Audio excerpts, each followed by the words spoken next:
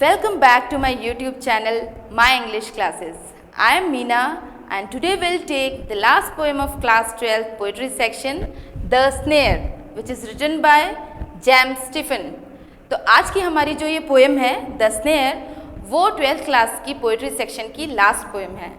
तो इसके बाद हम लोग ग्रामर सेक्शन लेंगे और आज की ये पोएम जो अगर लास्ट बोल रही हूँ तो इसका मतलब ये नहीं है कि हम इसे अच्छे से नहीं पढ़ेंगे, इसको बहुत अच्छे से पढ़ना है क्योंकि ये बहुत ही इम्पॉर्टेंट पोएम है।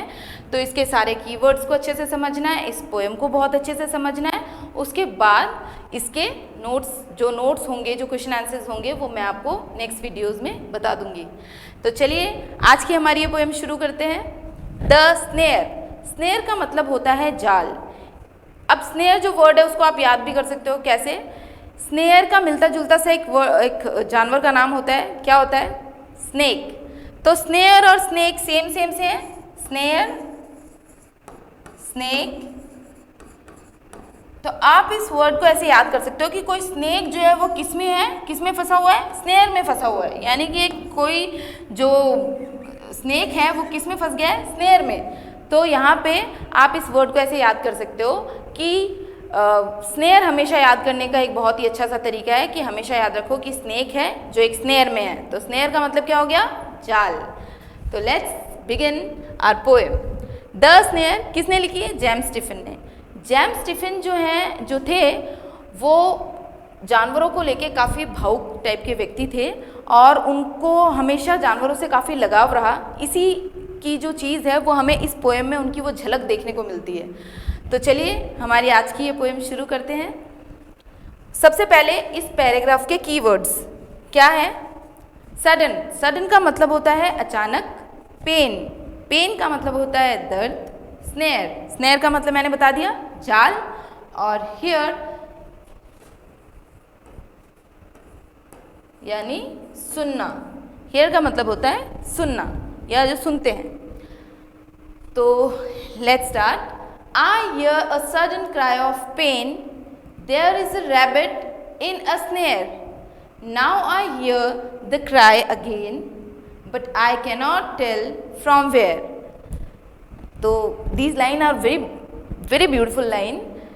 I hear a sudden cry of pain. मैं सुनता हूँ, I hear, मैं सुनता हूँ a sudden cry of pain, यानी अचानक से रोने चीखने की जो दर्द भरी आवाज़ आती है वो अचानक से मुझे ऐसी आवाज़ सुनती है, मैंने सुनी।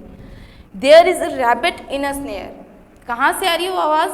इनको पता चलता है, जो यहाँ पे पोएट है वो कहते हैं कि कोई स्नेयर है, कोई जाल है जिसमें कौन है? देयर इज़ अ रैबिट, एक खरगोश है जो एक कहाँ है? जाल में है। Now I hear the cry again, अब मुझे वो फिर से वो आवाज़ सुनाई देती है। नाउ आई हियर यानी अब मैं फिर से सुनता हूँ। द क्राई अगेन, अगेन यानी फिर से, वो जो रोने चिल्लाने की आवाज़ है अब मुझे फिर से सुनाई देती है। But I cannot tell from where, लेकिन मैं नहीं बता सकता।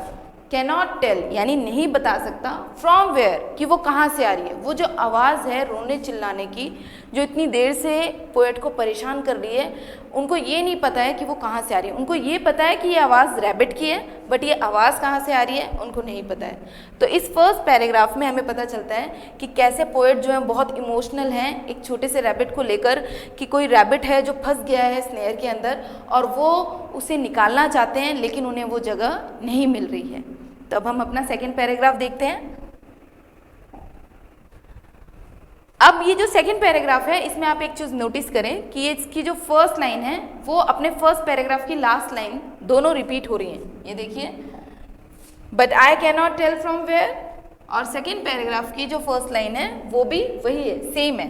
But I can not tell from where कि मैं नहीं बता सकता हूँ। आई कैन नॉट टेल, मैं नहीं बता सकता हूँ कि कहाँ से आ रही है। फ्रॉम वेयर यानी कहाँ से आ रही है। He is calling out for aid, calling out, calling out का मतलब होता है पुकारना। वो पुकार रहा है। कौन पुकार रहा है? ही कौन है यहाँ पे? खरगोश। वो जो खरगोश है वो पुकार रहा है फॉर एड, एड यानी मदद के लिए पुकार रहा है। Crying on the frightened air, crying on the frightened air, frightened air का मतलब है यहाँ पे एकदम भयभीत वातावरण, यानी एकदम डरा हुआ सा माहौल बन गया है।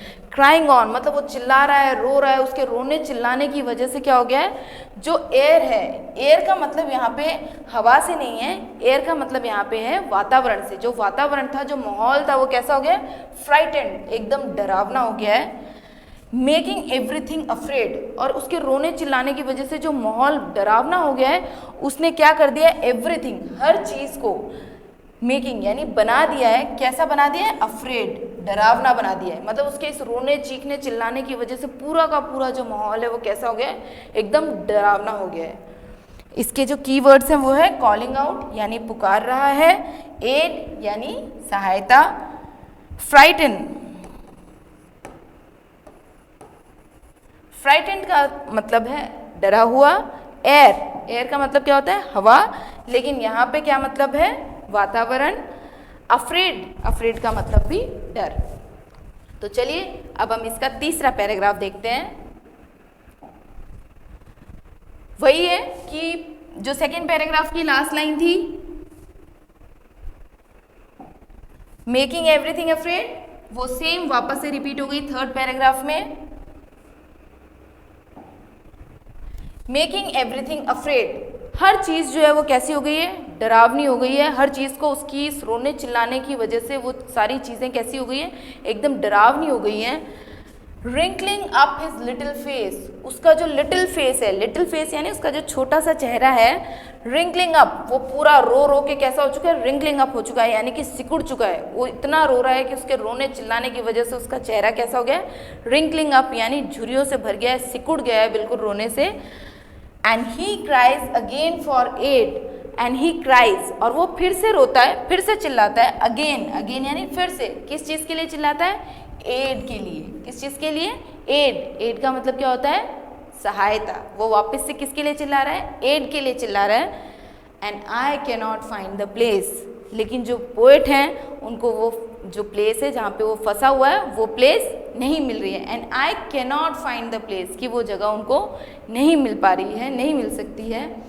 इसके जो कीवर्ड्स हैं वो है रिंकलिंग अप फेस यानी सिकुड़ा हुआ चेहरा। तो यहाँ पे बहुत ही ब्यूटीफुली जो पोएट है उन्होंने इमेजिन किया है। क्या इमेजिन किया है, क्योंकि उन्होंने अभी तक खरगोश को देखा ही नहीं है, लेकिन वो इमेजिन कर रहे हैं कि रो रो के ज़रूर उसका जो चेहरा होगा वो कैसा हो गया होगा, एकदम सिकुड़ गया होगा, और वो चिल्ला रहा है मदद के लिए। तो यहाँ पे उनका बहुत ही ब्यूटीफुल इमेजिनेशन है कि किस तरह से एक खरगोश, एक छोटा सा खरगोश एक जाल में फंस गया है, और वो इतनी ज़ोर ज़ोर से चिल्ला रहा है जिसकी वजह से पूरा माहौल कैसा हो गया, एकदम डरावना हो गया है, और फिर भी वो इतने मजबूर हैं कि उनको वो जगह नहीं मिल पा रही है।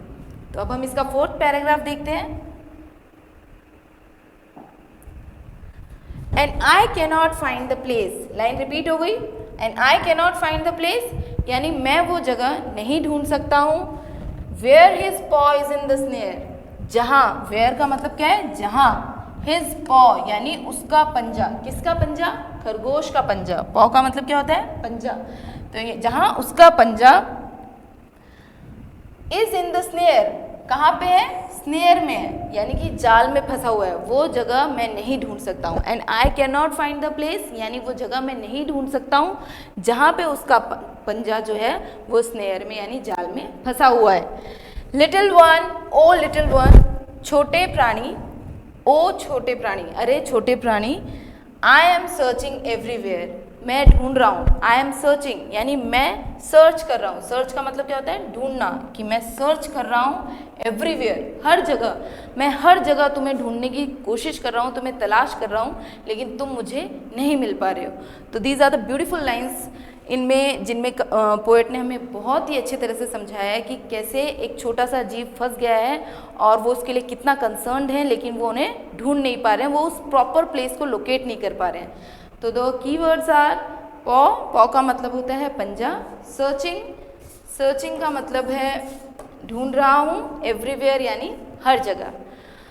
तो ये थी हमारी आज की पोएम द स्नेयर। इसको बहुत अच्छे से पढ़ना है, इसमें जितने भी कीवर्ड्स हैं उन सब के आपको नोट्स बनाने हैं, उनको अच्छे से देखना है, क्योंकि बहुत इंपॉर्टेंट है एग्जाम पॉइंट ऑफ व्यू की अगर उससे देखें तो। और अब इसके बाद में पोएट्री सेक्शन ख़त्म हो गया आज हमारा। इसके जो रिलेटेड की जो क्वेश्चन आंसर्स हैं उसके मैं वीडियोस आपको जल्दी ही अपलोड कर दूंगी। अब इनके बाद में हम लोग लेंगे ग्रामर सेक्शन, तो आप सभी उसके लिए तैयार रहें। आज की ये पोएम आशा करती हूँ आप सभी को बहुत अच्छे से समझ में आई होगी। फिर भी आपकी डाउट्स और जो भी आपके क्वेरीज़ हैं मुझे कमेंट सेक्शन में लिख के बताएं। Thank you.